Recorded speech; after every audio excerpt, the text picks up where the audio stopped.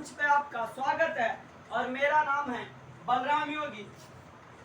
और जैसा कि आपको पता है अपनी जो ये क्लासें हैं ये मेवाड़ के इतिहास के बारे में चल रही हैं। तो इससे पहले मैं आपको 5-7 क्लासें दे चुका हूं। तो अपनी जो ये पिछली क्लास थी वो मेवाड़ के शासक महाराणा संग्राम सिंह के बारे में थी और मैंने आपको खातौली, बूंदी का युद्ध, बाड़ी धौलपुर का युद्ध और पानीपत का युद्ध, उसके अलावा मैंने आपको बयाना के युद्ध के बारे में भी बताया था।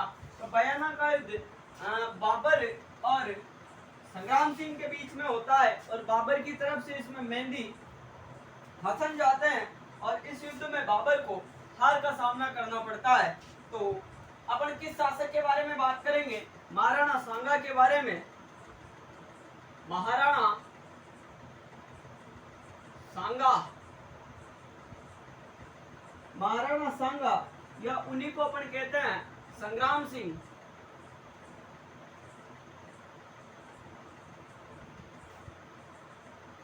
संग्राम सिंह,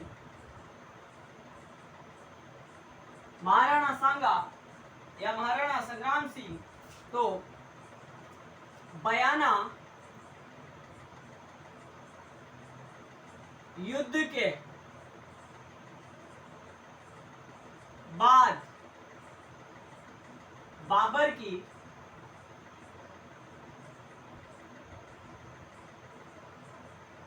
बयाना युद्ध के बाद बाबर की सेना ने युद्ध करने से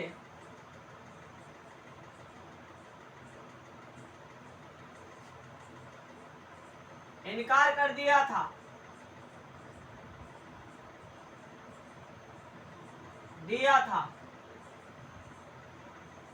लेकिन बाबर के द्वारा मैं सोमरस का सेवन बंद कर दूंगा, तमगा नामक कर समाप्त कर दूंगा और जिहाद का नारा दिया, तब जाके ये जो बाबर की सेना थी ये वापस युद्ध करने के लिए तैयार हुई थी। तो क्या लिखवाया है मैंने? बयाना युद्ध के बाद बाबर की सेना ने युद्ध करने से इनकार कर दिया, तब बाबर द्वारा जिहाद का नारा देकर सेना को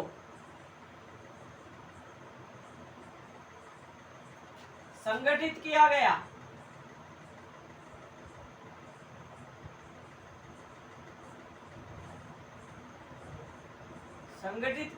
था। कहने का मतलब बाबर ने अपनी सेना से यहां तक कह दी कि साहब मैं आपके सारे कर समाप्त कर दूंगा, आपको जो सोमरस का ये जो मामला है इसको भी मैं बंद करवा दूंगा, मैं तमगा नामक कर भी समाप्त कर दूंगा। तब जाके ये बाबर की सेना संग्राम सिंह से युद्ध करने के लिए तैयार हुई थी, अन्यथा सेना ने हाथ खड़े कर दिए थे कि साहब हम बाबर के सामने नहीं जाएंगे वरना वो हमारा मामला सेट कर देगा। लेकिन बाबर के द्वारा उत्साह जगाने पर इनकी सेना वापस युद्ध करने के लिए तैयार होती है, वरना इधर मेवाड़ के कौन थे शासक? संग्राम सिंह। तो अब अपन ये तो था बयाना का युद्ध और बयाना के युद्ध में जीत किसको मिली थी? मेवाड़ के संग्राम सिंह को। तो अब अपन दूसरे युद्ध की बात करेंगे और वो युद्ध कौन सा है? खानवा का युद्ध। खानवा का युद्ध, और ये खानवा का युद्ध हुआ था भरतपुर जिले की रूपवास तहसील, यानी रूपवास तहसील कौन से जिले की? भरतपुर की। यहाँ पे ये खानवा का युद्ध हुआ और ये खानवा का युद्ध हुआ था, कब हुआ था? 17 मार्च 1527 ईस्वी को।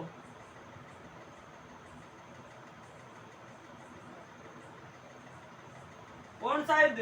खानवा का युद्ध।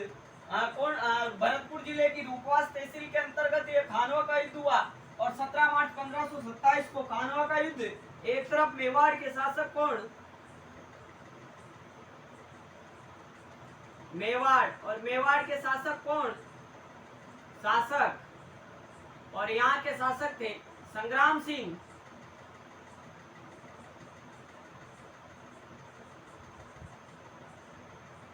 मेवाड़ के शासक कौन, संग्राम सिंह। और इधर बात करें मुगल वंश की, तो मुगल वंश के जो शासक थे उनका नाम क्या था, बाबर। मुगल वंश के शासक कौन थे, तो मुगल वंश के शासक का नाम था बाबर।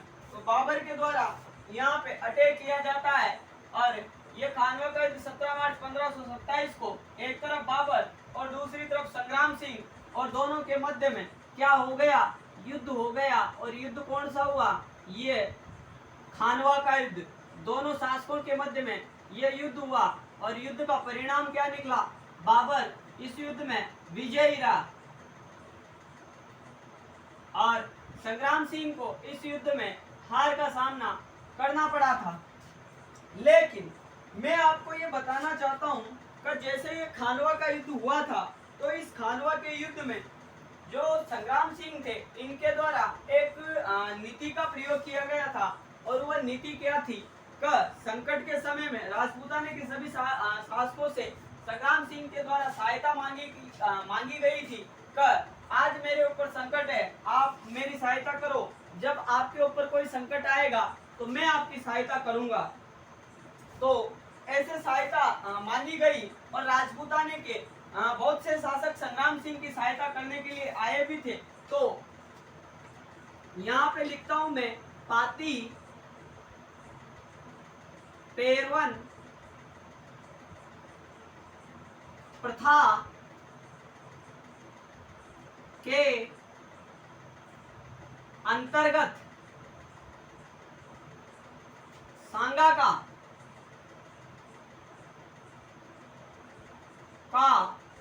साथ देने आए राजस्थान के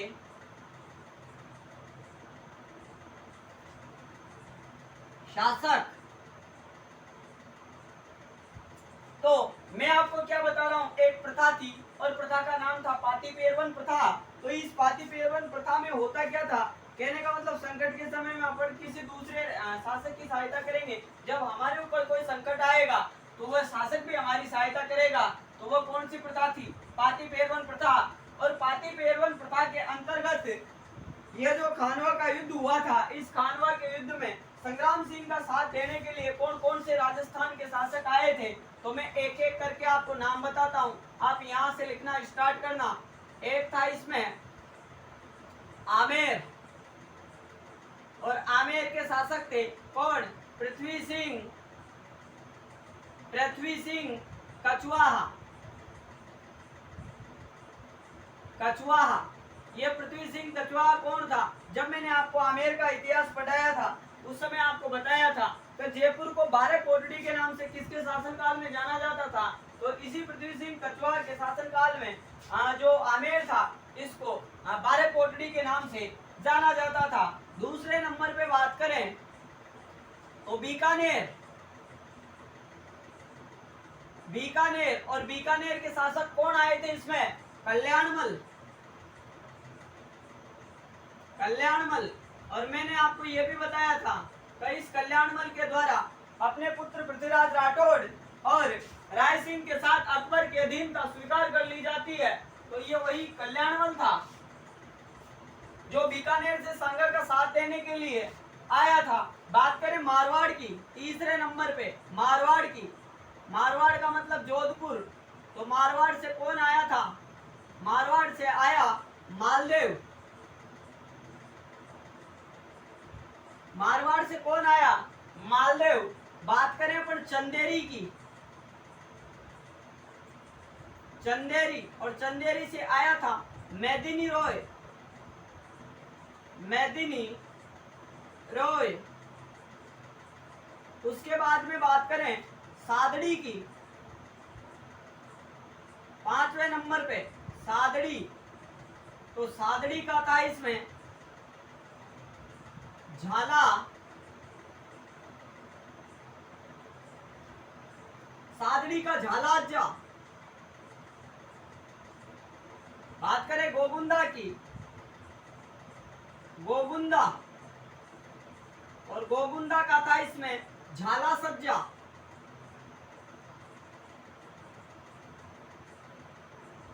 सज्जा।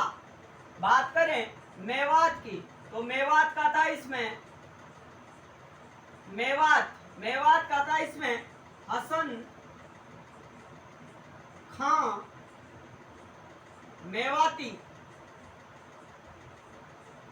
और बात करें 8वें नंबर पे बिजोलिया की, बिजोलिया, तो बिजोलिया का आया था इसमें अशोक परमार।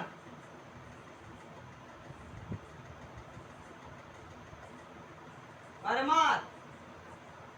और बात करें अजमेर की, अजमेर,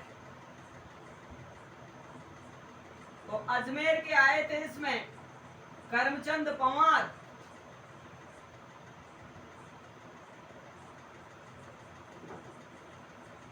पंवार। तो ये राजपूताने के शासक थे जो सांगा की सहायता करने के लिए आए थे। तो एक बार फिर अपन चर्चा करते हैं। मैं क्या बता रहा हूँ, संग्राम सिंह, तो बयाना के युद्ध के बाद में बाबर की सेना ने युद्ध करने से इनकार कर दिया था। तो बाबर के द्वारा क्या किया गया, अपनी सेना के सामने जिहाद का नारा दिया गया, और उसके अलावा तमगा नामक कर भी समाप्त कर दिया गया, और सोमरस का सेवन बंद कर दिया गया। तब जाके ये सेना इस खानवा के युद्ध में युद्ध करने के लिए तैयार हुई थी। अन्यथा बाबर की सेना के द्वारा साफ इनकार कर दिया गया। तो साफ सांगा के सामने जाने की औकात नहीं है हमारी, ये बोलना चाहता हूं मैं। तो एक तरफ खानवा का युद्ध, एक तरफ मेवाड़ के शासक संग्राम सिंह, दूसरी तरफ मुगल वंश के शासक बाबर। युद्ध 17 मार्च 1527। और युद्ध का परिणाम क्या रहा, तो युद्ध में संग्राम सिंह को हार का सामना करना पड़ा। लेकिन उस समय एक प्रथा चल रही थी, पाती पेरवन प्रथा। तो इस प्रथा के अंतर्गत जो सांगा था, इसकी सहायता करने के लिए आमेर से पृथ्वी सिंह कछवाहा, बीकानेर के शासक कल्याणमल, जोधपुर के शासक राव मालदेव, चंदेरी का मेदिनी रॉय, सादड़ी का झालाज्जा, गोगुंदा का झाला सज्जा, मेवात का हसन का मेवाती, और बिजोलिया का अशोक परमार, और अजमेर का करमचंद पंवार, ये संग्राम सिंह की सहायता करने के लिए इस खानवा के युद्ध में पाती पेरवन प्रथा के अंतर्गत आए थे। तो मैंने आपको पहले यह भी बताया है कि संग्राम सिंह को सैनिकों का भग्नावशेष बोला जाता है। अब भग्नावशेष क्यों बोला जाता है, क्योंकि इस खानवा के युद्ध में इसके संग्राम सिंह को 80 घाव लगे थे, इसी कारण इनको सैनिकों का भग्नावशेष भी बोला जाता है। जब संग्राम सिंह इस युद्ध में घायल हो जाता है, यहाँ पे लिखता हूं मैं स्टार लगा के, संग्राम सिंह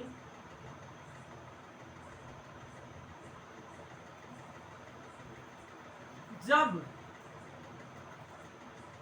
घायल हो जाता है तब सादड़ी के झाला अज्जा द्वारा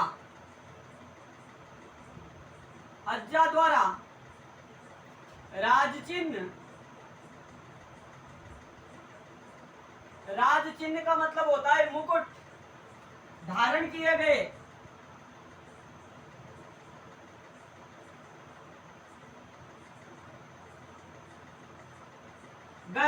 जब संग्राम सिंह इस खानवा के युद्ध में घायल हो गया था, तो सादड़ी के झाला अज्जा के द्वारा उनका मुकुट धारण कर लिया गया और सांगा को युद्ध से सुरक्षित निकाल लिया गया।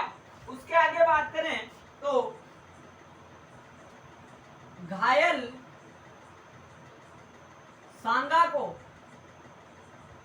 संग्राम सिंह को या सांगा को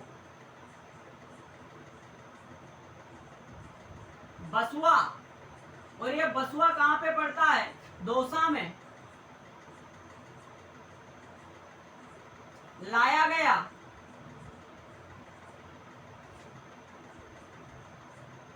घायल सांगा को कहाँ पे लाया गया था? बसुआ दौसा में लाया गया था, और यहीं पे इनका स्मारक भी बना हुआ है। आगे बात करें इनका देहांत कैसे होता है, तो उसकी भी अपन बात कर लेते हैं। 30 जनवरी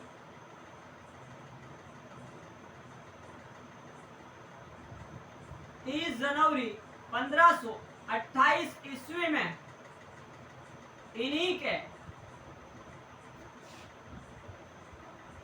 के सामंतों के द्वारा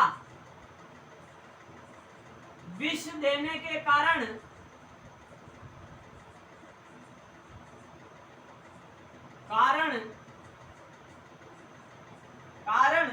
कालपी, और ये कालपी कहां पे पड़ता है? मध्य प्रदेश में, एमपी में। इनका देहांत हो जाता है।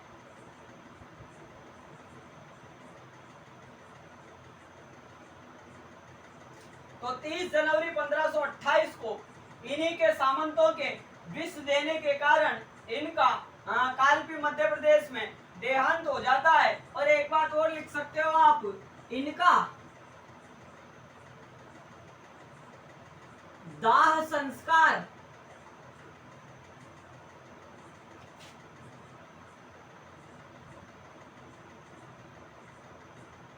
मांडलगढ़, और ये मांडलगढ़ कहां पे पड़ता है? भीलवाड़ा में।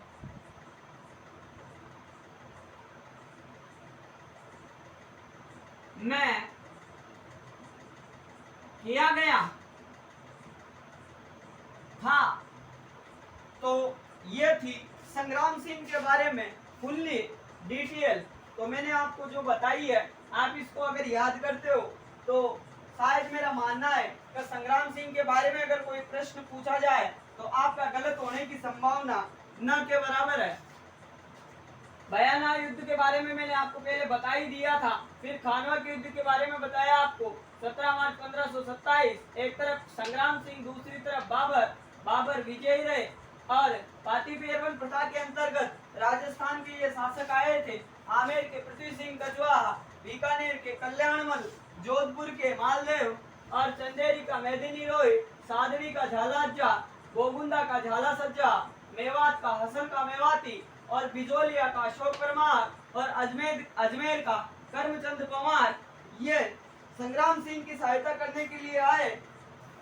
लेकिन होता क्या है, जब संग्राम सिंह युद्ध के दौरान घायल हो जाता है, 80 घाव लग जाते हैं, तो सादड़ी के झाला अज्जा के द्वारा इनका मुकुट धारण कर लिया जाता है। एक बार ये भी पूछा जा चुका है कि जब सांगा घायल हो चुके थे तो उनके राज चिन्ह किसके द्वारा धारण किए गए थे? तो सादड़ी के झाला अज्जा के द्वारा उनके राज चिन्ह धारण किए गए थे। फिर आगे बताया मैंने आपको, घायल सांगा को बसवा दौसा लाया गया। 30 जनवरी 1528 को सांगा के सामंतों के द्वारा विष देने के कारण इस संग्राम सिंह का देहांत हो जाता है। और देहांत होता है इनका कालपी, और कालपी पड़ता है मध्य प्रदेश में। और इनका जो दाह संस्कार था वो मांडलगढ़ भीलवाड़ा में किया गया था। और यहाँ पे 32 खंभों की छतरी भी इनकी बनी हुई है, तो आप इसको नोट आउट कर सकते हो। अपनी जो अगली क्लास है उस अगली क्लास में अपन रतन सिंह के बारे में बात करेंगे, जिनके पुत्र आते हैं विक्रमादित्य। तो उन शासकों की अपन बात करेंगे। अब चित्तौड़ के इतिहास का जो दूसरा शाखा है उसकी बात आने वाली है, तो आप इसको लिखते चले अपनी नोटबुक में और याद करते चले। अभी लगभग ये मानो आप कम से कम 10 या 12 क्लासें इस मेवाड़ के इतिहास के बारे में बची हुई है। उसके बाद में अपन बूंदी के हाड़ा राजवंश की बात करेंगे। तो आज की क्लास और अभी के लिए इतना ही। धन्यवाद। आपका दिन शुभ हो।